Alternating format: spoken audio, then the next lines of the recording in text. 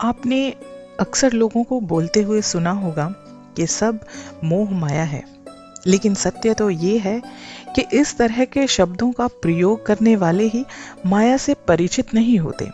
असल में उन्हें खुद भी माया क्या है या माया किसे कहते हैं, ऐसा वास्तव में बहुत कम लोग जानते हैं। हालांकि हमारे ग्रंथ हमें बताते हैं कि माया वास्तव में है क्या, लेकिन फिर भी लोगों ने उनके गलत मतलब ही निकाले हैं। इसलिए आज ये जानना और इसका प्रचार करना बेहद जरूरी है कि असलियत में माया है क्या। माया एक तरह से भ्रम है।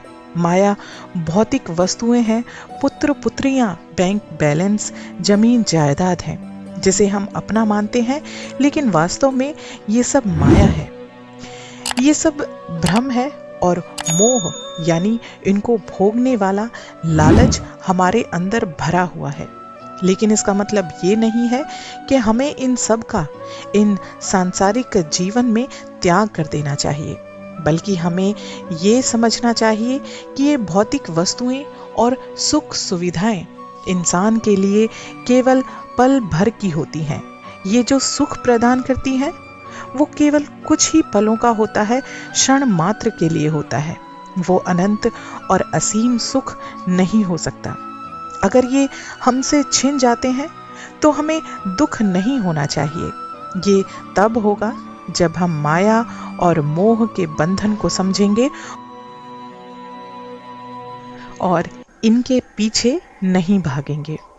मैं कोशिश करूंगी कि आपको ये सब बहुत ही साधारण शब्दों में समझाऊं। आप जरा अपने आप को ही देख लीजिए। जब कोई बड़ी कामयाबी, बड़ा घर, खूब सारा पैसा, पुत्र पुत्री आदि सब कुछ आपको मिल जाता है तो आप कहते हैं कि भगवान ने आपको सब कुछ दे दिया है।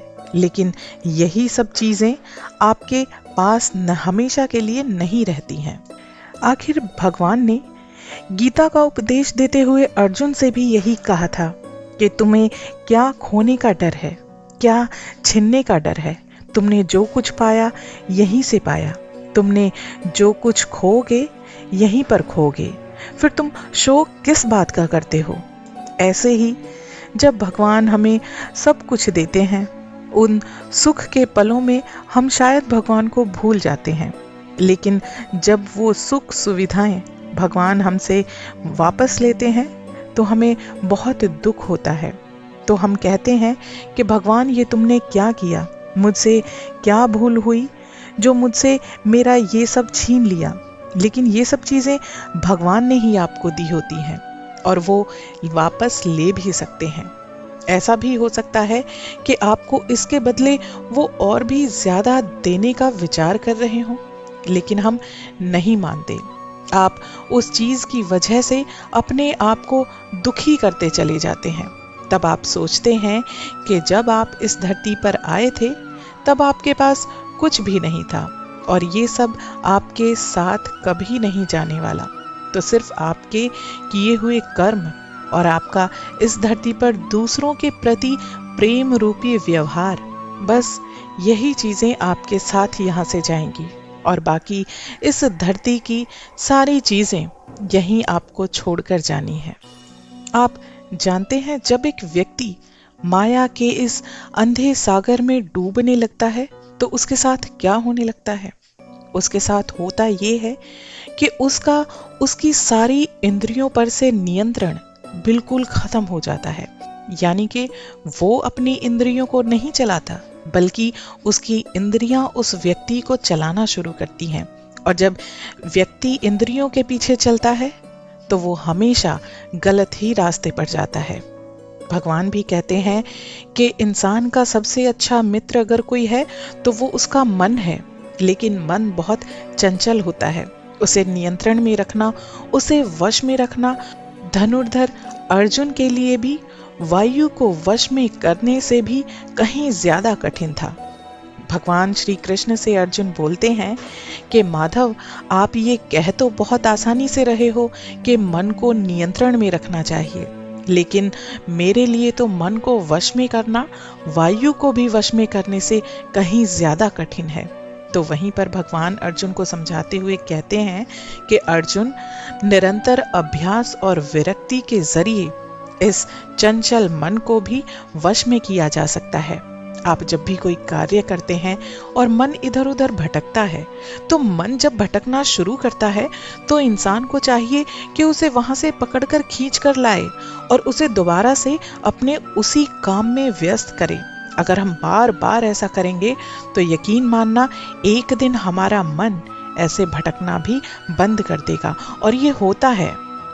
मनुष्य जब माया के पीछे भागता है तो वो ऐसे कार्यों में, ऐसी चीजों की उत्पत्ति में फंस जाता है जो बिल्कुल भी स्थायी नहीं होती हैं, ना ही कोई सुख प्रदान करने वाली होती हैं। माया हमेशा इंसान का विवेक खत्म कर देती है, इंसान की सोचने समझने की बुद्धि पर एक पर्दा डाल देती है। उस इंसान को समझ नहीं आता कि उसके लिए अच्छा क्या है और बुरा क्या है, क्या उसे करना चाहिए और क्या उसे नहीं करना चाहिए। जब कोई इंसान इस तरह के कार्य करने लगे तो समझ लेना कि उसकी बुद्धि पर सिर्फ और सिर्फ माया ने अपना बहुत भारी पर्दा डाल दिया है, जिसे वो हटाने में असमर्थ है। अगर आप माया को आसान भाषा में समझना चाहते हैं तो एक बार इसे जरूर सुनना। नारद ने एक दिन भगवान श्री कृष्ण से पूछा कि प्रभु, आपकी माया कैसी है, मैं देखना चाहता हूँ। कई दिनों के बाद श्री कृष्ण नारद को लेकर एक जंगल में गए।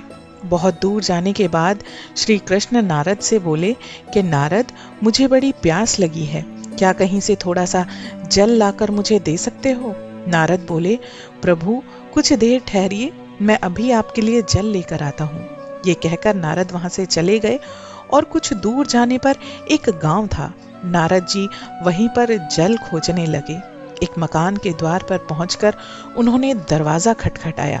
द्वार खुला और एक परम सुंदरी कन्या उनके सम्मुख आकर खड़ी हो गई। उसे देखते ही नारद सब कुछ भूल गए। भगवान उनकी प्रतीक्षा कर रहे होंगे, वो ऐसा भी भूल गए। वो प्यासे होंगे, ये सब कुछ वो उस सुंदर स्त्री को देखकर भूल गए थे। सब कुछ भूलकर वो उसी कन्या के साथ बातचीत करने लगे। धीरे धीरे एक दूसरे के प्रति प्रणय भाव उत्पन्न होने लगा। तब फिर नारद उस कन्या के पिता के पास जाकर उसके साथ विवाह करने के लिए प्रार्थना करने लगे। विवाह भी हो गया और वे उसी गांव में रहने लगे। धीरे धीरे उनकी संतति भी होने लगी और इसी तरह रहते रहते 12 वर्ष बीत गए। नारद जी के ससुर भी मर गए और उनकी संपत्ति के नारद उत्तराधिकारी हो गए और पुत्र कलत भूमि, पशु संपत्ति, ग्रह आदि को लेकर नारद खूब सुख पूर्वक रहने लगे। अंत में उन्हें ये बोध होने लगा कि वो खूब खुश हैं, खूब सुखी हैं वो अपने जीवन में। इसी समय उस देश में बाढ़ आई। एक दिन रात के समय नदी दोनों तटों को तोड़कर बहने लगी और संपूर्ण गांव उस पानी में डूब गया। मकान सब गिरने लगे, पशु पक्षी सब बहकर उस नदी में डूब गए। ये प्रलय कुछ ऐसा था कि इससे बचने के लिए लोगों को वहां से भागना पड़ा। नारद जी को भी वहां से आखिरकार भागना पड़ा। एक हाथ से उन्होंने स्त्री को पकड़ा, दूसरे हाथ से उन्होंने अपने 2 बच्चों को पकड़ा। एक बालक को कंधे पर बैठाकर उस भयंकर नदी को पार करने की वो कोशिश करने लगे। कुछ दूर जाने के बाद ही लहरों का वेग बढ़ने लगा। कंधे पर बैठे हुए शिशु की नारद किसी प्रकार रक्षा ना कर सके। वो गिरकर तरंगों में बह गया। निराशा और दुख के कारण नारद जी चिल्ला उठे।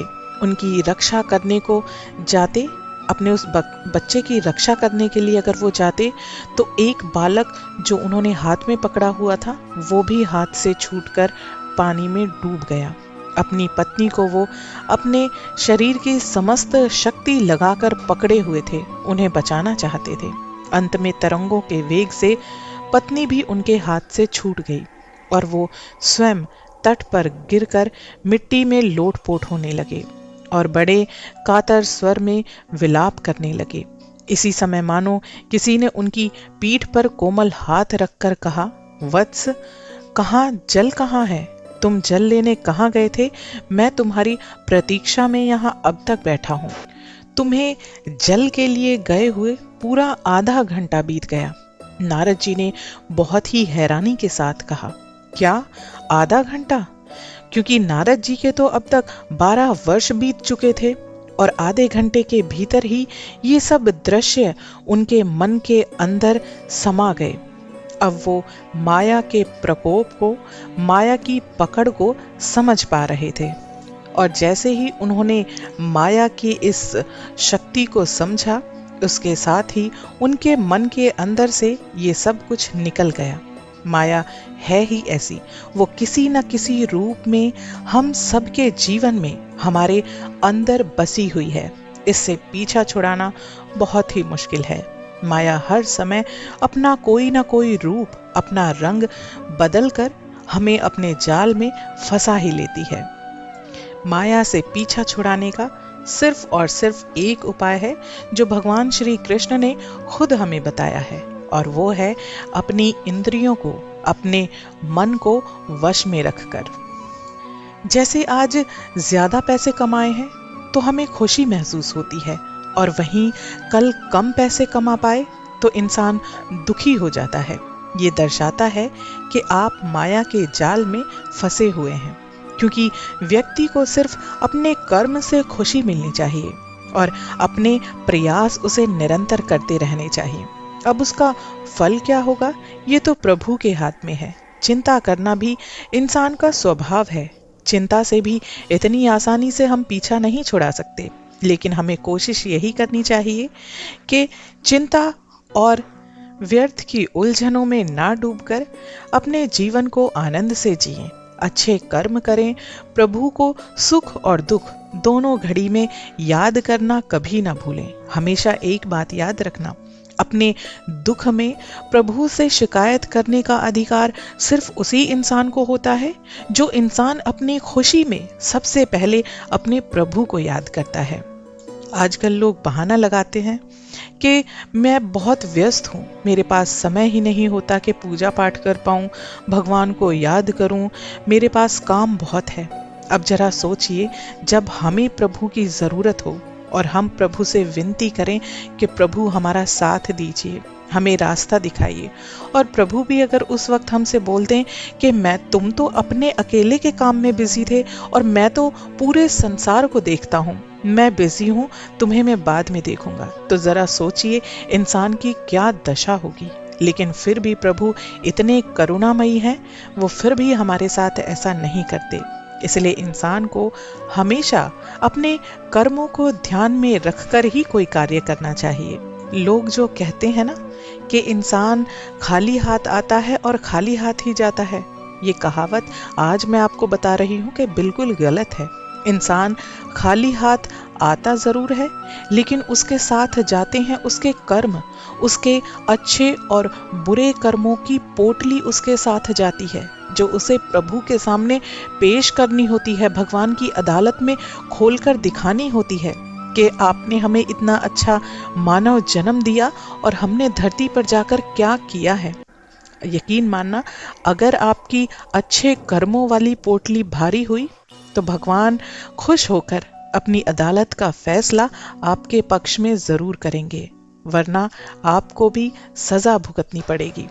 आपके साथ भी ऐसा होता होगा, जब कोई चीज आपके मन को बहुत ज्यादा भा जाती है, जो आपको बहुत ज्यादा आकर्षित करती है, आपको सुंदर लगती है, उसके लिए आप तड़पने लगते हैं, और वहीं जब वो चीज आपको मिल जाती है, आपकी जिज्ञासा उसके प्रति खत्म होने लगती है, और एक समय ऐसा आता है कि आप उस चीज से बोर हो जाते हैं, वो आपको बिल्कुल भी अहम नहीं लगती।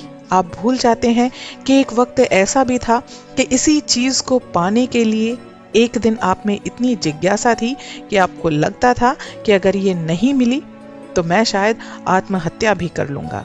यही इंसान का स्वभाव है, और कहीं ना कहीं ये माया का प्रभाव ही होता है। वो माया ही होती है जो आपको आकर्षित करती है, दूर रहकर आपको विचलित करने का काम करती है, और यदि आप उसे गलती से हासिल कर लेते हैं तो वो अपना रूप बदलकर किसी और वस्तु से आपके सामने आती है और फिर आप उस वस्तु के पीछे लग जाते हैं अपना सब कुछ भूलकर। जो कुछ आपको विचलित करता है, या कोई वो चीज हो या फिर वो कोई इंसान हो, तो आपको ये समझना चाहिए कि ये कुछ और नहीं है, ये सिर्फ और सिर्फ माया है जनाब। इसका काम सिर्फ आपको कुछ समय के लिए भटकाना है। इसके अतिरिक्त माया आपको कभी संतुष्टि नहीं देगी। कोशिश कीजिए कि माया के पीछे ऐसे ना दौड़कर अगर भगवान के पीछे दौड़ेंगे तो शायद हमारा उद्धार हो जाए। आशा करती हूँ आज का ये वीडियो आपको अच्छा लगा होगा। अगर पसंद आया है तो प्लीज़ मेरे चैनल को सब्सक्राइब कर दीजिए ताकि इसी तरह के खूबसूरत स्पिरिचुअल वीडियोस आप आसानी से सुन सकें। तब तक के लिए आप सभी कृष्ण भक्तों को मेरा प्यार भरा राधे राधे, हरे कृष्णा।